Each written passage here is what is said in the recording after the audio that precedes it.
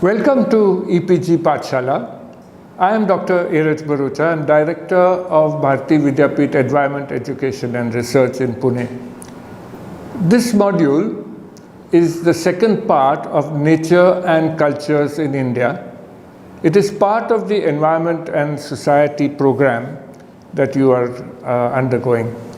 The important thing to understand in this section is the specific learning objectives which we have.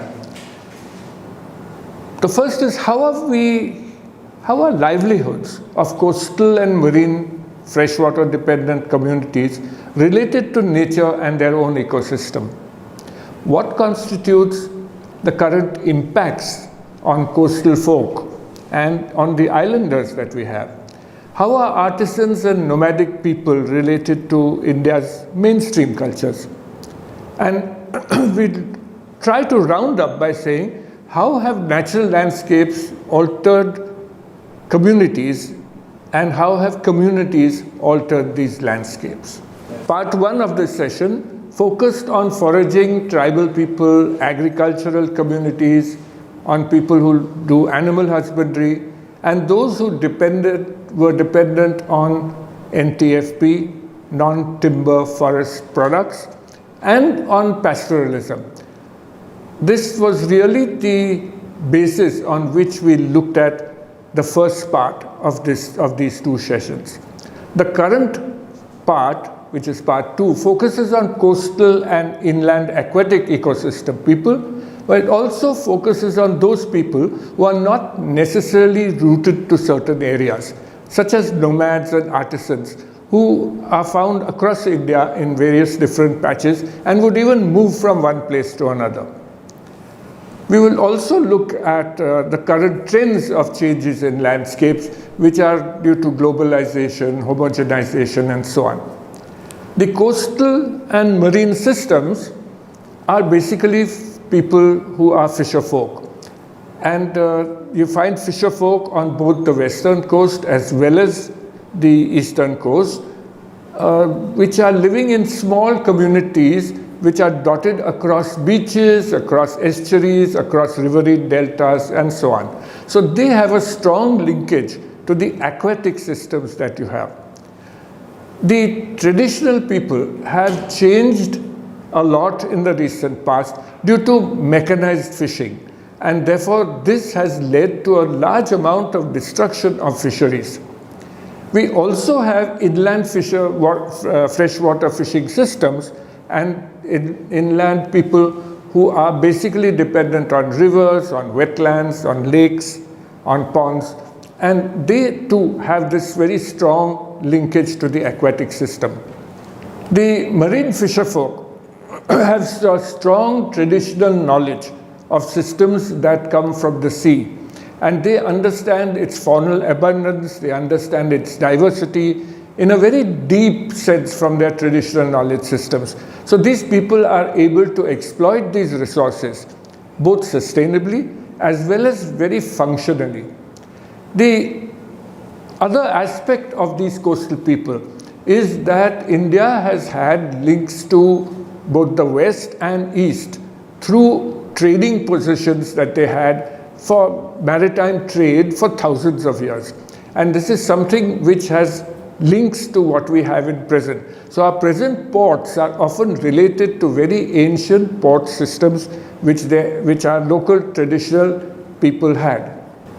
The other aspect is those people who live in our mangrove deltas. These fisher folk are very specific to these regions because mangroves are some of the richest ecosystems that we have in terms of diversity as well as in terms of the biomass that is being produced.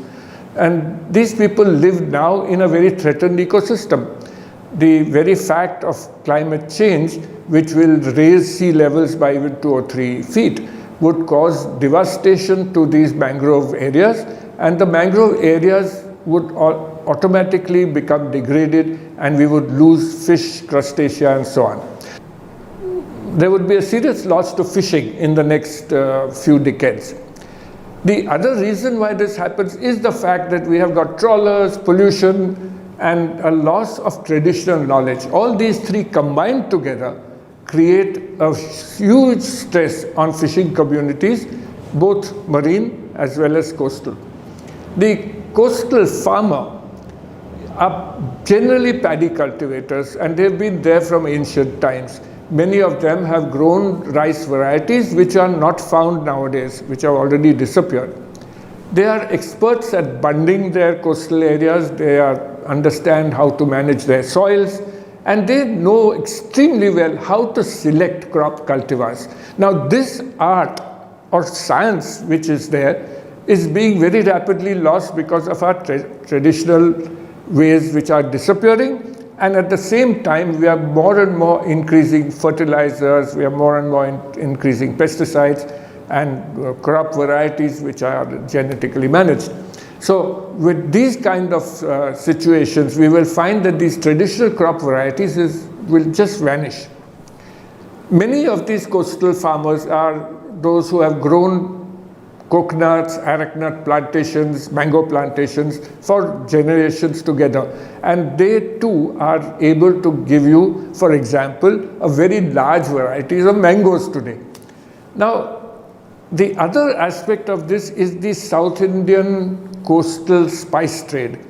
And this occurred and grew during the Western influx of people coming from Europe in search of spices, which they then began to plant here, and the local people developed a trade agreement with these people.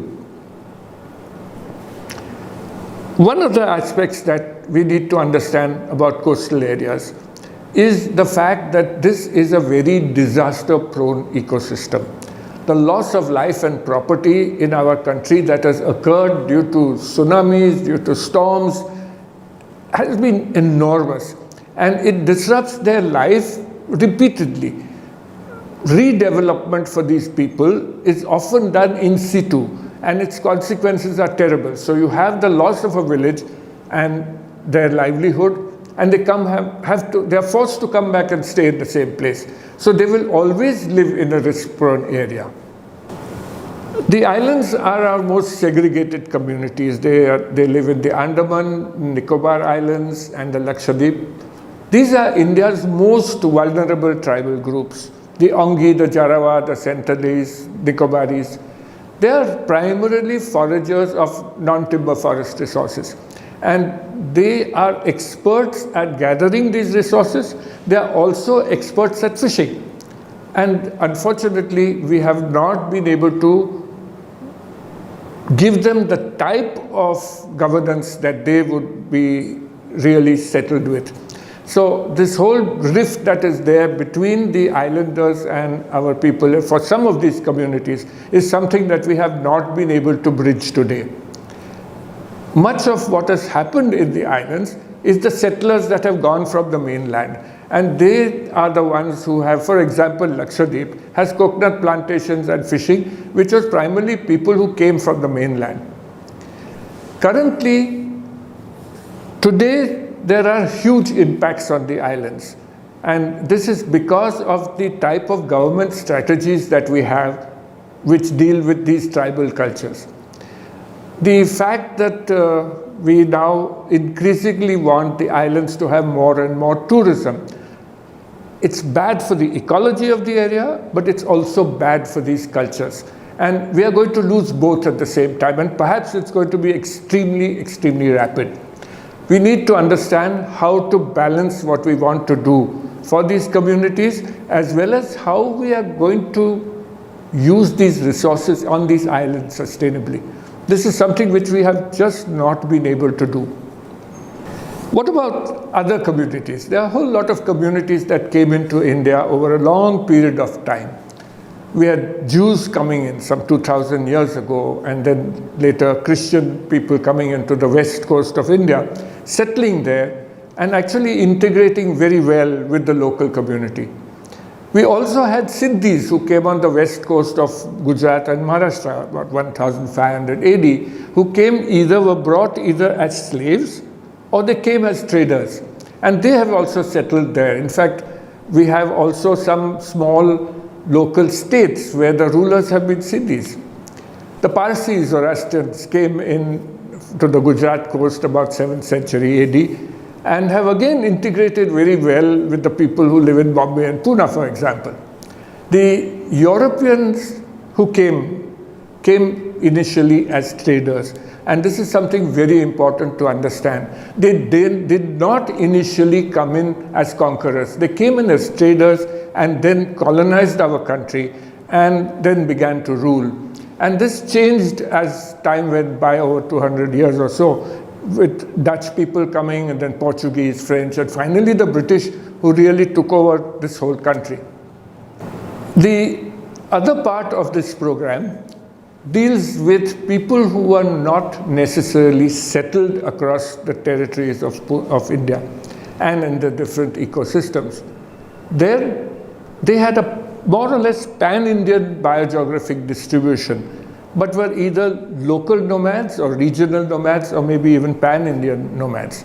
These nomadic people have lived with the mainstream cultures for generations together, very often in a very symbiotic way, but they have also had rifts between the nomads and the non-nomads. For example, the Pardis were hunters who basically trapped wildlife and were very often considered to be outside regular society.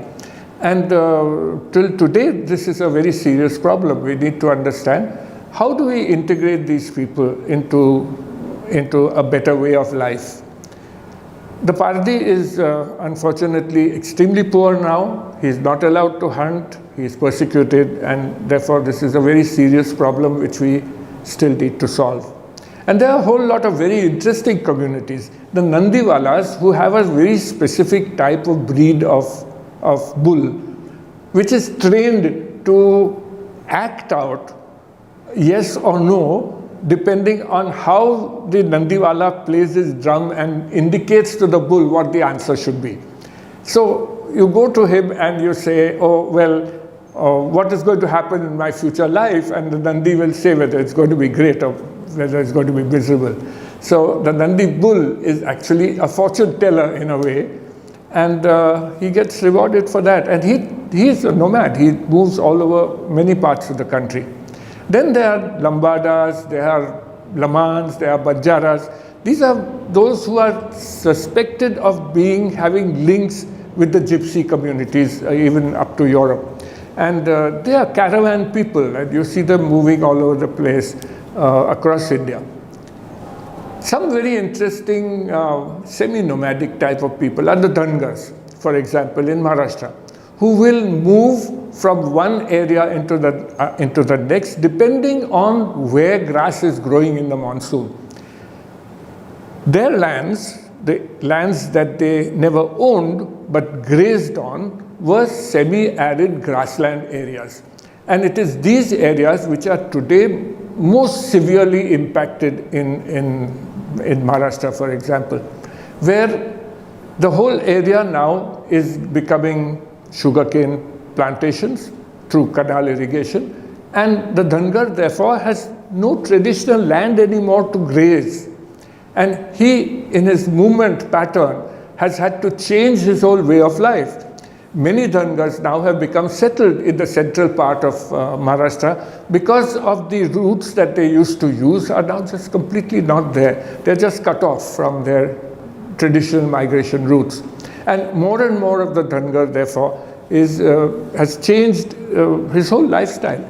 So initially they used to have sheep.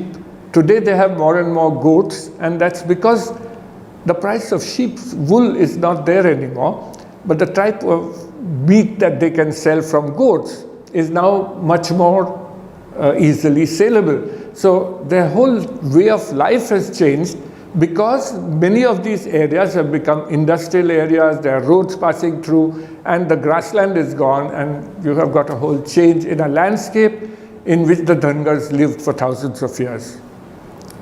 There are many interesting regional livelihood-based cultures. Like, for example, camel herders in Rajasthan.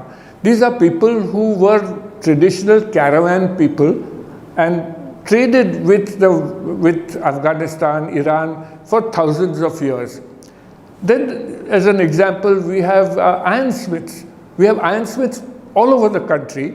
They are totally separate from each other. For example, they would make very beautiful artifacts. And many of their artifacts were based on biodiversity resources. So they made animals and so on, and things like that out of cast iron. There have also been very wonderful traditional tribal artists. The Warlis, for example, the Santals, the Gond, they've all had their own very interesting traditional artwork. And much of this is disappearing today because of homogenization. So you have Warli paintings done by commercial artists who make sharwal kameezes for ladies in urban areas. But Warli himself, who used to paint on the walls of his house, the lady who used to paint the walls on his house, calls upon a commercial artist to paint for her. So these are ways in which this is getting lost. Another very interesting phenomena is the pan-Indian group of potters.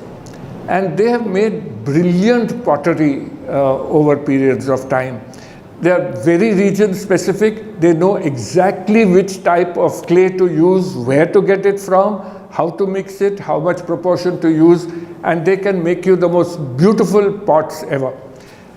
One of the, again, pan-Indian type of livelihoods is the Vaidu, the people who can know about medicinal plants, which they collect from the forest.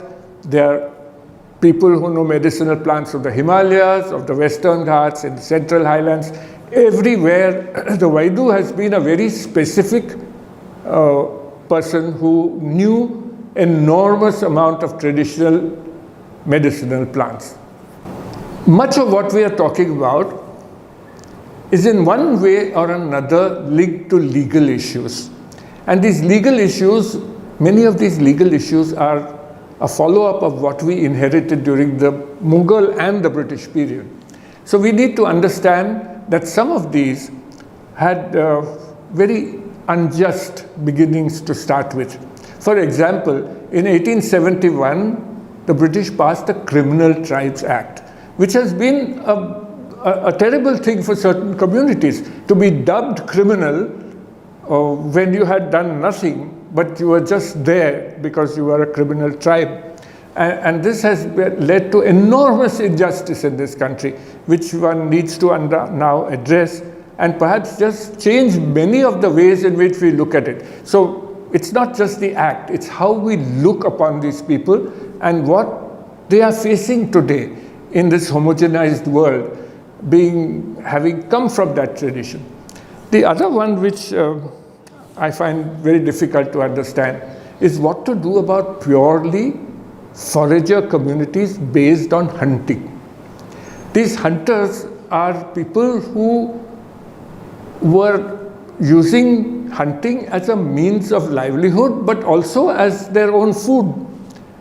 Today, in many parts of this country, the hunter is illegal now because of the Wildlife Protection Act, and therefore he has no other means of doing this except practicing something which is illegal for his day-to-day livelihood, for whatever he can sell. So he might be selling pangolin scales, or he might be selling porcupine quills. He may be just a whole large variety of things that they have to trap. This is a very serious problem. One needs to find alternatives for them. We can't just leave them alone and then persecute them for something that they cannot really help today. And this is something that we need to address from the forest department, from the police department. It needs capacity building, not only for them to find alternative livelihoods, but for the people who very nearly persecute them. So I think this is something that we need to understand. Many of these communities are landless. They have no way to get into farming except as landless labor, which is always very heavily exploited. There is also this disparity between different laws. For example, the Forest Conservation Act versus the Forest Rights Act is very often at cross purposes with each other. And again, these need new solutions. unless we look at these new solutions from this legal perspective, answers cannot emerge. We need to perhaps even change some of these laws so that they become congruent in what we are thinking. I think the only law which seems to do this is the Biological Diversity Act of 2002. And it is the future. It is the future of how to look at resources, how to protect them, as well as how to use them at sustainable levels. If we are able to do this, then perhaps we will find a golden mean between conservation and the resources that local people need. And it would automatically then lead to some level of sustainable extraction. This is, I think, the answer of the future. One of the major issues that seems to ring through as a thread through both these sessions is the fact of how rural to urban transition has occurred in our country in the recent past. The drivers have been globalization, homogenization, education itself. And the result or the fallout has also been loss of individual cultures. So from one side, we want to save these individual cultures, but the way we look at these people who have indigenous cultures is to homogenize or globalize them. Where do we bring about this balance? I can't say that we have answers to all these things today. They need to be understood, and we as the larger community needs to become sensitized to these individual cultures. And unless we can do that, these cultures are going to vanish. We keep talking about endangered species. What about endangered cultures?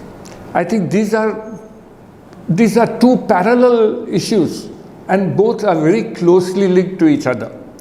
This whole thing that happens when you get globalization, homogenization, is a shift of people forced, as it were, to move from a rural area into the slums of a megacity. And automatically the cultural heterogeneity would get lost. It is not something that we can save by this kind of movement. The other is that once this transition from rural to urban occurs, there is the whole aspect of life that changes, which is dealing with consumerism. They automatically become more wasteful, and you have problems of waste management. There is automatically more pollution, and there are questions of health. So these linkages between what happens in the day-to-day lives of people due to changes in land use, land cover, and the way in which we look at rural to urban transition is perhaps a very, very important goal for us to look at in the future. Along with all this, what happens is a loss of environmental ethics, a loss of pro-environmental ethics. And when we lose ethics which are dealing with environment, we are automatically destroying a whole lot of cultures that are woven around these things. And finally, what sort of public education do we need? I think we need to sit and think these through. And I think each of us has to think these through, because we are all dealing with the same need for sensitivity to environment. So in summary, what really have we brought out in these two sessions? The first is we've tried to look at the cultural diversification that has occurred in our country. And diversification has been a part of India's history, both geographically and ecologically, over several thousand years. So it's not something that has happened which is new. It has always been there, but the pace has changed radically in the last few years, and certainly in the last few decades.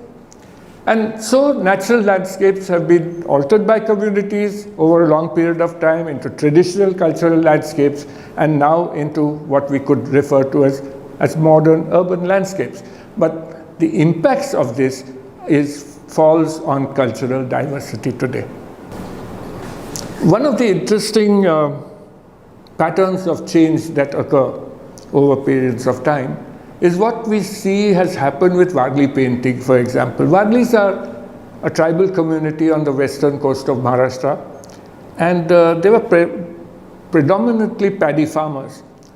The Warlis had a tradition where the lady of the house would paint a sort of visualization of her lifestyle on the wall of a house where the new bride would come in, or sometimes for Diwali.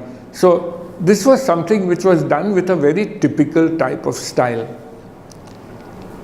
Some years ago, there was a tribal exhibition in Delhi, some decades ago, and some people had invited Warli ladies to come and paint in a tribal village being created in Delhi. The women refused to go, until there was one young man there called Jivya Soma Mashe, who said, "Oh, I think if I tell them, they'll come with me, but you'll have to take me too."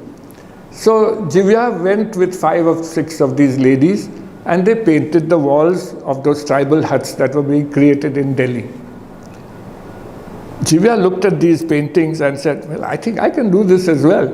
So he took some brown paper and he painted Warli motifs on some brown papers, which he brought back to Bombay and was able to sell in an art gallery. Jivya became famous. And Jivya is now a Padma Shri. He's 80 plus, and he lives a happy life being a painter. But Jivya can look at a painting and practically say which village it comes from, and how those styles have changed over time. And he's aghast at the type of things that people call Warli paintings today. So you talk to Jivya and he'll tell you how his traditional artwork, which came from the village of his house, had been transferred to first young boys in the Warli community and now out into commercial artwork. This is how we can very rapidly lose very, very powerful traditional motifs. So if you look at a Warli painting, many of these will depict their farmland, the animals around them, their gods and goddesses, the mountain on which their famous temples are built, a whole lot of things which depict the landscape of the Warli people. I think this is going very fast.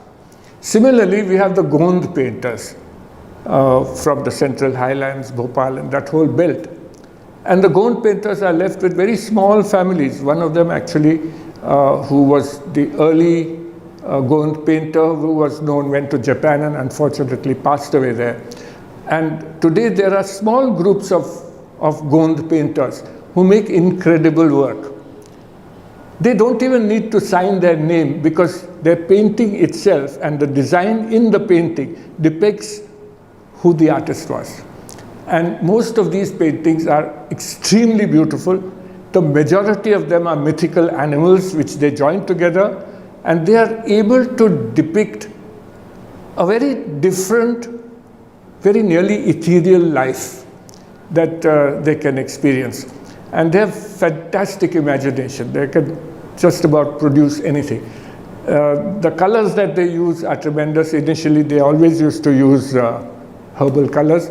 Now, of course, they use camlin, krylin, whatever. So, again, here is a question of how to maintain their originality of that Gond painting. And I think these are things which are culturally being lost very rapidly, and all of them are in one way or another linked to environment. Much of what we have learned cannot be learned in a short period of time, or it cannot be transferred in a short period of time. And there is a lot of material on the net, on e-texts and so on, which you can really access if you need to know more about this. The question of livelihoods is a very big issue. The question of cultures and livelihood is a very big issue. And equally important now is to understand the linkage between ecology and social cultures.